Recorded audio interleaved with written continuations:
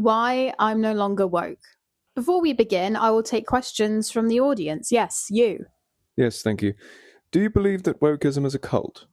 Yes, next. So, are you saying that there are no cults on the right? No. So why are you paying particular attention to the left wing? Because I don't have any experience being on the right. I'm only speaking from my experience. Yes. Are you saying that everyone who is woke or left wing behaves the same way that you did? Woke? Very likely. Left wing? No. Unless it's the extreme left, which I was a part of. In that case, there's a very likely overlap. You say you're no longer woke. Are you still left wing? Who knows? So, you're right wing.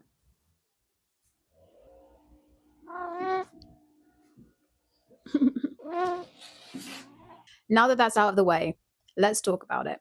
Why I'm no longer woke. I was raised in a liberal family. As far as I'm aware, many members of my family, referencing my English side, were long-term Labour voters and, for the most part, fairly left-wing. I know my father is a supporter of socialism, and my mother was a hippy-dippy environmental activist in her youth. Stick it to the big man. I was taught about feminism and the social hierarchy, the importance of understanding your privilege, and to remain humble in the face of those less fortunate than you. Would I call my upbringing extremist? Certainly not. In fact, many of the liberal principles I was raised on remain. However, the modern left, or should I say wokeism, has morphed into something far away from the kind, curious, considerate bunch of liberals I grew up with. So far, in fact, that I decided to make this video and explain why I left this ideology. But first, let me explain how I became woke in the first place. I was introduced to the first inklings of wokeness on Tumblr because I regularly used Tumblr to write and look up discourse and cool gift sets of the shows I enjoyed. I saw a page dedicated to cancelling celebrities and thought, wow, this is so enlightening, because it seemed like it was coming from a place of genuine concern. Look, your heroes aren't really heroes. Let us tell you how. Yes, oh wise keyboard warrior, tell me where all the sinners are so we can feel morally superior. Benedict Cumberbatch said what? No, there's no need to look at the full context of the quote. We did it all for you. And look, we even drew out the conclusions for you too. Trust us, precious. But, Holy One, does that mean we can no longer like these people anymore? Of course not. We just want to show how toxic these people are so that you're aware. Like them if you want to. Oh, okay. Well, I think I still like Benedict Cumberbatch. Ableist, rip off her kneecaps. Of course, I'm exaggerating slightly, but whilst the sentiment seemed justifiable and fairly harmless at the start, soon there were groups of people who responded with, well, why would I still want to like this celebrity if they really said a racist thing, said my favourite problematic.tumblr.com. And soon, this mentality spread like a virus. If one person or a group of people said someone was racist or homophobic or misogynistic, the expectation was to immediately do what you were told and cut the individual from your life. Obviously, you can do what you want, and I have no issue with deciding not to indulge in a celebrity or public figure if they are genuinely a piece of shit. My issue is that many of these decisions weren't being made out of doing their own research, but in response to an almost cultish hive mind. The amount of times I've, in retrospect, looked into all the individuals I was expected to hate on in depth and found that they were not, in fact, Hitler incarnate is worryingly large. It also wasn't enough to simply not indulge in these diagnosed problematic people. Eventually, you became guilty by association. I remember gossiping with my friends about someone we knew who was dating a Brexiteer, or cutting off someone simply because they refused to dump someone who said a clumsy comment at a party. A wild feline appears. Put it this way, it's the application of wokeness that I despise and think is genuinely dangerous over the philosophy itself. So where does this come from? The number of times I've seen Nazi and fascist being thrown around by the left as a synonym for somebody they disagree with is frightening. It's no wonder that the more liberal you are in this day and age, the more likely you are to be violent or justify violence if you genuinely think you're opposing actual Nazis and fascists. For me, simple disagreement was no longer seen as something natural, but fuel for my tribalistic instincts.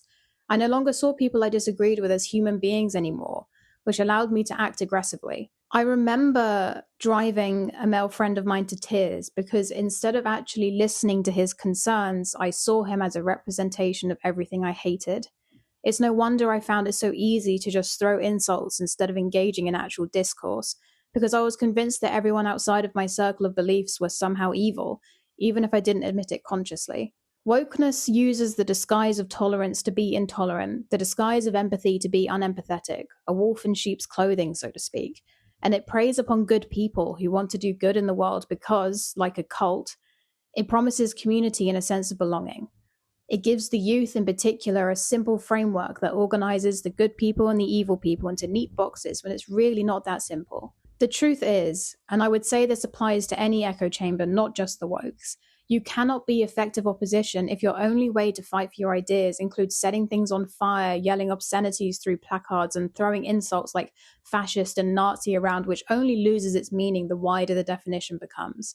You cannot truly know how to stand up for your beliefs if you recoil at listening to anything other than the perspectives you agree with. You cannot truly know your opposition without watching the content they watch, by talking to them with an effort to truly understand rather than waiting for your turn to speak.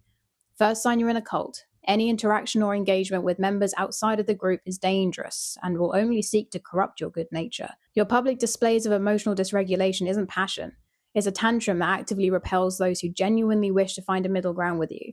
If you cannot sit down with political opponents or those you disagree with without thinking you are somehow superior to them, then you can't expect to be treated fairly in return. When I left the extreme left, I realized that much of my paranoia was unfounded, that so many of those people I was told to fear weren't actually trying to hurt me or those I loved.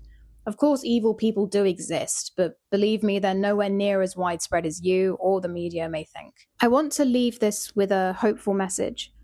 I believe that all these people, and this is something that I think gets forgotten, is that the root of most of these echo chambers is the desire for truth and for the desire to make the world a better place. The only disagreement is how we go about doing that. And I don't think it's productive to focus so much on the how to the point where we no longer see each other as just another human being. Most of us want to be productive members of society that contribute some good into the world. You're obviously going to find people at the fringes who are not mentally well adjusted and do just want to see the world burn. But I would wager that those people are rarer than you think. But the only way that you can really weed out those people is to really ask what's behind their how. And I think you'd be surprised that behind all the vitriol and behind all the hate is fear, yes, but mixed with a little bit of hope, kind of like Pandora's box. I think we are all a Pandora's box. When you dig deep and you have someone open up, especially if they are within an echo chamber, you'll get all the hate and the fear and the vitriol and all the perceived negative flying out. But the last thing that comes out is hope, because that's what's driving behind people's desire to fight. What I think needs to happen is that we do just need to sit down with those people that we consider our enemies and just have a conversation. What I did after removing myself from my own echo chamber was fall into other ones. I'll admit it took a while to realize that I was repeating the same unhealthy patterns. But after pulling myself out of those ones, I realized something. I think echo chambers are unavoidable, especially in this day and age. And the trap is to assume that either you must be in one in order to gain a true sense of belonging, or to avoid these echo chambers altogether in fear of being indoctrinated. In order to flex that critical thinking muscle, I think it's imperative to delve into various echo chambers, but with the objective to learn, not to join.